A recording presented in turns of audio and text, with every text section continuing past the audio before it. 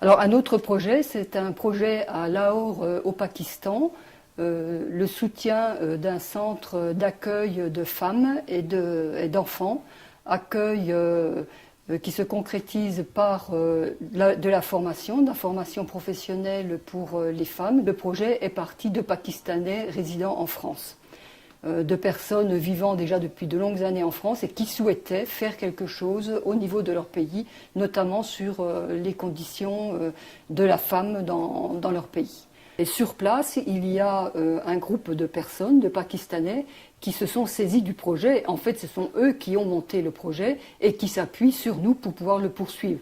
Parce que eux, ils ont les moyens pour le faire fonctionner pédagogiquement, ils ont les personnes sur place. Par contre, ce qui leur manque, ce sont les moyens financiers pour donner un salaire aux personnes qui interviennent, même si ce salaire est infime par rapport à nos salaires à nous, des moyens financiers pour acheter la nourriture, pour les repas pour les personnes qui sont là, pour acheter les fournitures dont ils ont besoin, si mince soit-elle, mais faut-il avoir des moyens. Dans notre société, une femme seule, veuve ou divorcée, avec ou sans enfant, a beaucoup de difficultés à survivre parce que la société lève facilement le doigt.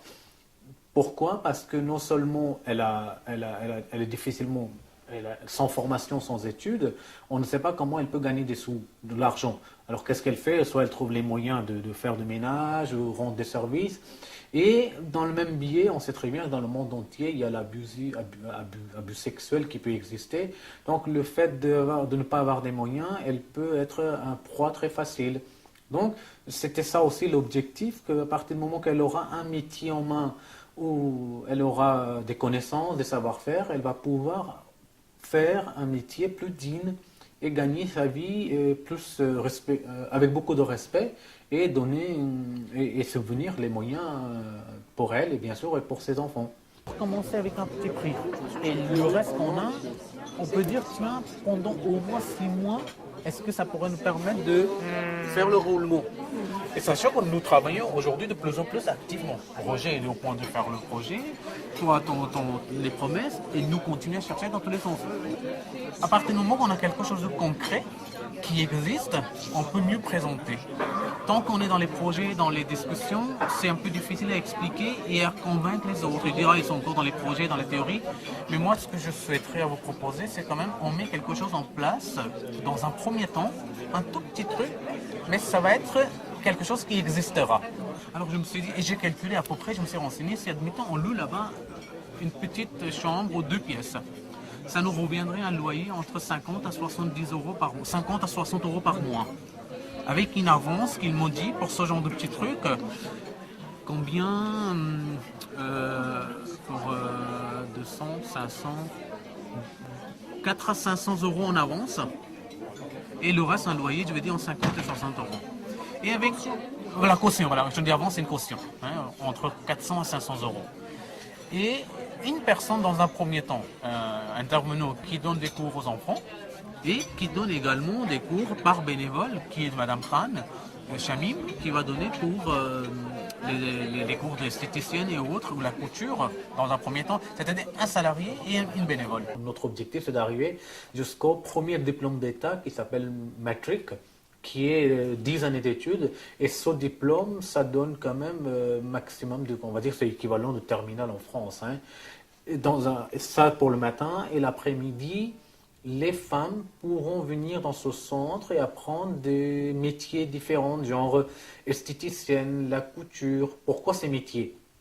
Puisque ces métiers sont faciles à apprendre, parce que nous avons 2 personnes compétentes dans le domaine qui sont prêtes à apporter leurs connaissances et savoir-faire bénévolement, une part, et d'autre part, pour pouvoir se lancer dans la vie active, il suffit d'acheter ou louer une machine à coudre dans le quartier et faire la couture même pour les habitants du quartier, les voisins.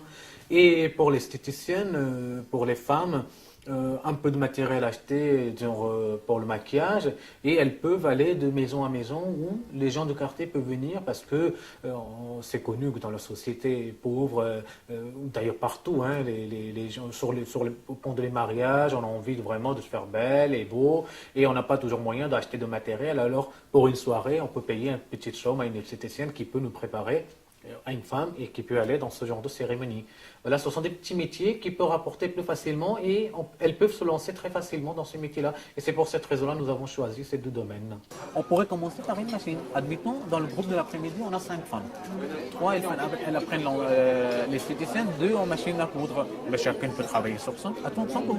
Une, elle coud, et l'autre, elle regarde, elle coupe. Je pense avec un tout petit prix, un tout petit projet qui n'est pas à l'origine notre but. Notre but, c'était de commencer quelque chose de bien stable. Mais le fait que depuis 2 ans, 2 ans et demi, on a de mal à récupérer des subventions et des sous, on a dit pourquoi pas démarrer en petit, quand nous serons en mesure de pouvoir montrer quelque chose de concret. Et ça va être un appui très intéressant pour le potentiel, on va dire, financeur ou les donateurs. Hein. On va dire, voilà, regardez, aujourd'hui, nous travaillons dans telles conditions, nous travaillons. Nous rendons ce service aux jeunes dans telles conditions et nous souhaiterons l'améliorer. Et voilà, nous vous demandons une aide. Même sans vouloir vous dire ma joie, même dans ces conditions-là, avec un mini-projet, tu calcules 50-60 euros par mois pour le petit loyer, plus l'enseignante à mi-temps, on arrive quand même à 100, quelque chose comme parlant de 100 euros par mois. Il faut quand même les avoir. Oui, oui. On les a pas aujourd'hui. Une personne, Par mois, pour le fonctionnement, hein, je veux dire. Voilà. Une personne, c'était combien? Une personne en avait 10 5000 roupies, non, je sais plus. dans les entre 80 et 100 euros. En fait, il y a 5 ans, j'ai vu un reportage à la télé au sujet du Pakistan et j'avoue que je signais là-bas, j'ai effectué mes études, j'ai agrandi là-bas, mais je n'ai jamais pu voir cet aspect. En fait, dans ce reportage, ils ont montré une toute petite fille qui fabriquait les briques. Et l'animateur a posé cette question, quelle heure commences-tu à travailler? Elle a dit au noir, j'emploie les mêmes termes. Et quelle heure tu finis? Elle a dit au noir. Alors moi j'ai pas compris sur le coup, mais après l'animateur expliquait, en fait cette fille elle commençait à travailler 3 ou 4 heures du matin et elle finissait 8-9 heures du soir. Et elle avait je crois 3 ans, 3 ans et demi, et avec ses toutes petites mains quand elle faisait les briques qui pesaient entre 1 et 2 kilos, et elle n'arrivait pas à retourner la moule. Ce reportage m'a touché énormément. J'ai même versé les larmes quand j'ai vu ce reportage. C'était une toute petite fille. Je n'oublie jamais son visage. Et ce jour-là, il y a eu un déclic. J'étais avec ma femme, et j'ai dit, écoutez, il faut que je fasse quelque chose. Donc ça remonte il y a 5 ans. Et après, petit à petit, une fois par an, quand je vais au Pakistan, j'allais visiter des villages, des quartiers que je n'ai jamais pensé, parce que je suis né dans une grande ville, je vivais et je restais dans ce monde-là. Et là, depuis, cette envie commençait, et puis je commençais à rencontrer des gens qui étaient déjà dans ces associations, parce que je ne connaissais pas comment commencer, par où se lancer. Et là, j'ai eu une occasion de rencontrer Roger Winterhalter et Madame Caraz. Et j'ai dit, écoutez, voilà, je suis là et je me lance. Il faut commencer vraiment tout petit.